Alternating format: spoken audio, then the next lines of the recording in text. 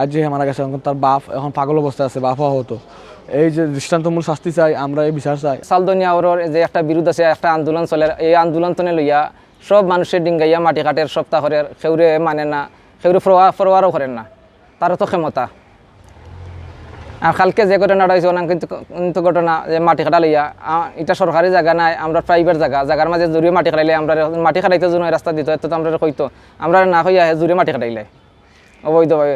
এর বাদে ইন্য মাতামাতি গেলাম করে মাইরে আরম্ভ করেছে তার গুন্ডা এরারে আগেও হে অস্ত্র ইয়া সারা হলে রেডি। আর আমরা গেছি খালিয়াতে গিয়ার পরে একটা আমার বাতিজারে গুলি ফরার পরে লাশ পড়ে গেছে সামনে, এরপরে ওরা 3-4টা গুলি করছে, লাশ পড়ার পরে ওরা 3-4টা গুলি করছে, করলাম না। সালদনি একটা হাওর, বৃহত্তর হাওর যে বিশ্বনাথের মধ্যে, যা কেন্দ্রে কইরা একটা ঝামেলা চলের, মানে লিজ গ্রহীতা আব্দুল জলিল 10 মৎস্যজীবী অবৈধ লিজ আনছে এবং তার ফান্ডদাতা সাইফুল গং, তারা এই বিভিন্ন সময় ধরে আমরা যে হাওরবাসীকে সাঁতার, যার কারণে বিগত দিন ধরে আন্দোলন চলতেছে, মাওনা মানববন্ধন হয়েছে এবং শেষমেশ এই ফানি নিয়ে যায় আমরা যেটা বিরোধ থাকি, তখন ফানির নিয়ে শেষ করতে গিয়ে আর আমাদের জানুয়ারি 28 তারিখ সংঘর্ষ হইয়া আমাদের একজন দয়াল সরকারের দয়াল নামে একজন বৃদ্ধ হত্যা হয়েছে, মার্ডার হয়েছে, সাইফুলের পক্ষে মাসে জানতে।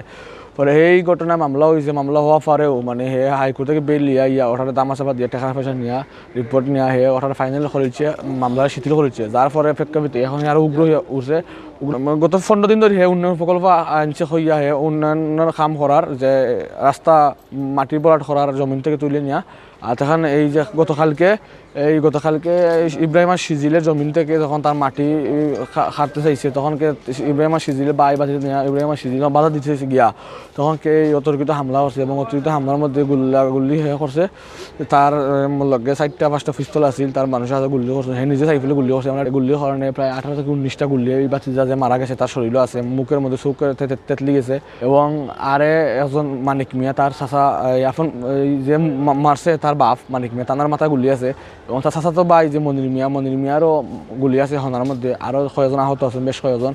হে উন্নয়ন প্রকল্প হয়েছে যে এই সরকারিভাবে আনছে, তবে আমরা খবরে দিচ্ছি আমি মেম্বার এমপির মাধ্যমে কোনো উন্নয়ন প্রকল্প নাই, একটা উগ্র হয়ে ধরছে এবং হে অস্ত্র মহড়া যে চলে এবং তার যে সাহসিকতা দেখায় যে মার্ডার হইলেও এলাকার আছে অবস্থান তৈরি করতো। সাইফুল আলম হে একজন প্রবাসী, এই দুর্নীতিবাজ, এই কালো টাকা জমাইয়া আছে এই এলাকাত, এই বিশৃঙ্খল সৃষ্টি করে আমরা এলাকার এই নৈরাজ্য সৃষ্টি করছে। আমার এলাকার 5 নম্বর ইউনিয়নের চৈতন্যনগর গ্রাম উন্নয়ন অবকাঠামো হইয়া যখন কোনো প্রশাসনিক ইউনিটের কোনো কিছু নাই, কোনো জনপ্রতিনিধিও না, তারপরে হে উন্নয়নটা পায় কিলা এবং সে তার বেকিং দিয়ে শেল্টার দেয়। আমরা ওটা দেখতাম চাই তার শেল্টারটা খেরা, যার কারণে 2-2টা মার্ডার করিল, একটা মার্ডার করে 2 মাস ঘুরতে পারলো না, আবার ওটা মার্ডার করলো, সাহস ফাই হইতে কি এবং মার্ডার হইলেও হে যে সার ফাইয়ে যায় কি, এটাই আসলে আমরা হতভঙ্গ, আমরা কিছু হইতাম পারলাম না, আমার বাসা নাই। আজকে যে বাচ্চাটা মারা গেছে 10ম শ্রেণীর পরে আজ যে মারা গেছে এখন তার বাপ এখন পাগল অবস্থায় আছে, বাপ হতো।